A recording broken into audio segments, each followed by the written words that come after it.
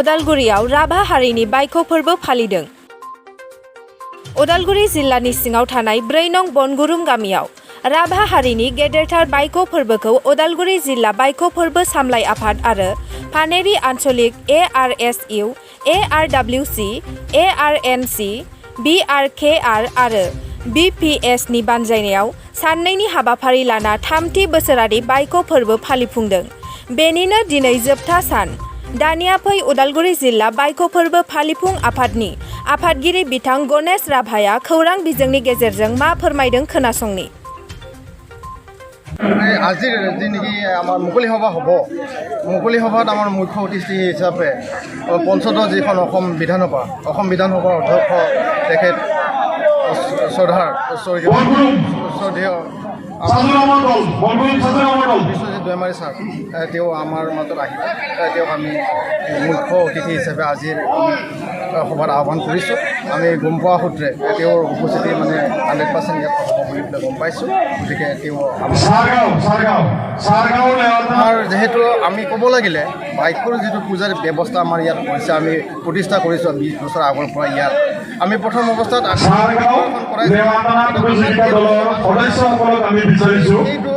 সেই পূজাটো কৰিব পৰা নিচিনাকৈ সেই নৃত্য অগ্নিৰ ওপৰত নৃত্য কৰিব পৰা নিচিনা ব্যৱস্থাটো আজি পৰ্যন্ত আমি গঢ়ি তুলিব পৰা নাই। আৰু সেইটো যদি কৰিব লাগে আমি আমাৰ দক্ষিণ অঞ্চলৰ পৰাই আমি আনিব লগা হয়, গোৱালপাৰা মই সেইফালে মেঘালয়ৰ পৰা। সেইকাৰণে এইটো পূজাৰ ক্ষেত্ৰত বহুত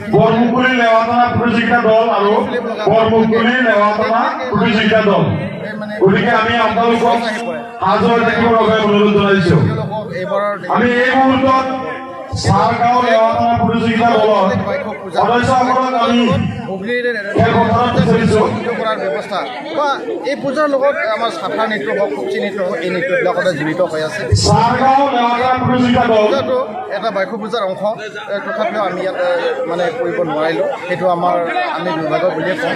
আমি তাৰমানে হয়তো এইবাৰ যিমানখিনি সেই চেষ্টা কৰিব লগা আছিলে বা ৰাইজৰ ওচৰত আমি উত্থাপন কৰিছিলোঁ যদিও বিষয়টো আমি ঠিকমতে কৰিব নোৱাৰিম। সেইটো এইবাৰ কাৰণে আমি ইয়াত পৰিৱেশন কৰাৰ ক্ষেত্ৰত অগ্নি পূজাটো কৰি পেলাই নৃত্য কৰাৰ যিটো কাৰ্য সেইটো বাতিল কৰিবলৈ আমি আপোনালোকে যিটো কথা বুজিছে সেইটো আমি ভাবোঁ এইটো অঞ্চলত আমি এইবাৰ ওদালগুৰি জিলা চামৰা চিলিচুটি যিটো ব্যৱস্থা কৰিছোঁ, বতৰ প্ৰতিকূলতাৰ নেওচি পাব্লিকৰ যিখিনি নেকি আৱেগ আৰু অনুভূতি আমি ইয়াত প্ৰফুল্লিত হোৱা দেখিছোঁ বা তেওঁলোকে জড়িত হৈ পেলাই যিখিনিয়ে অতি আগ্ৰহেৰে প্ৰতিকূল বতৰ নেওচি যে এনেকুৱা ধৰণৰ সহযোগ দিছে, তাৰ বাবে অকল ৰাভা দিলে নহয়, এইটো অঞ্চলৰ সৰ্বশ্ৰেণী সৰ্বধৰ্ম সৰ্বভাষাৰ মানুহক আমি ধন্যবাদ জ্ঞাপন কৰি তেওঁলোকে দিহাপন দিছে। আৰু আপুনি যে এই ৰাভাসকলৰ আমাৰ আজিকালি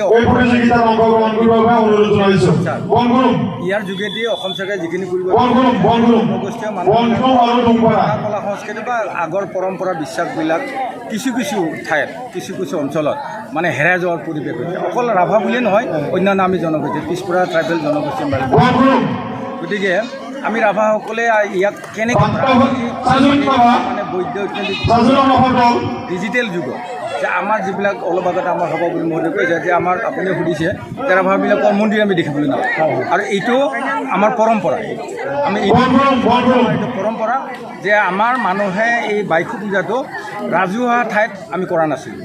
এই এনেকুৱা কঠোৰ কিছুমান নিয়ম নীতি আছে যিবিলাক নিয়মে আমি বাইখো পূজাৰ কাৰণে এমাহৰ আগত যেতিয়া আমাৰ মঠ বনাব নৈবেদ্যৰ কাৰণে খোৱাৰ কাৰণে নহয়, এমাহৰ আগত বনোৱা সেইদিনাখনৰ পৰাই যিকেইজন মানুহে পূজাৰ লগত ৰিলেটেড হ'ব তেওঁলোকে সেইদিনাখনৰ পৰা তেওঁলোকে সাংঘাতিক নিয়মবিলাক পালন কৰে।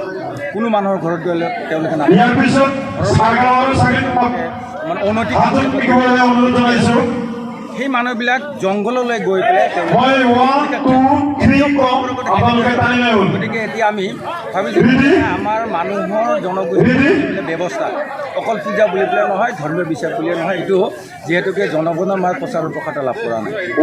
মাজত প্ৰচাৰৰ প্ৰসাৰ কাৰণে আমি এতিয়া জিলা কমিটি বুলি নহয়, ষ্টেট লেভেলৰ এটা কমিটি কৰিছোঁ। আৰু এই কমিটিটোৰ যোগেদি আমাৰ যিবিলাক লিংক নোহোৱা বস্তুবিলাক সেইবিলাক আমি একেলগে কৰি পেলাই কেনেকৈ পাৰোঁ ৰাইজৰ মাজত প্ৰচাৰ কৰাটো আমি কেনেকৈ প্ৰতিষ্ঠা কৰিব পাৰোঁ ইয়াৰ যোগেদি জনগোষ্ঠীটো সংস্কৃতিবিলাক এতিয়া মেঘালয়ত হৈমাৰি আমি হৈমাৰি ফকচি নৃত্যবিলাক আমি কৰোঁ বা সেই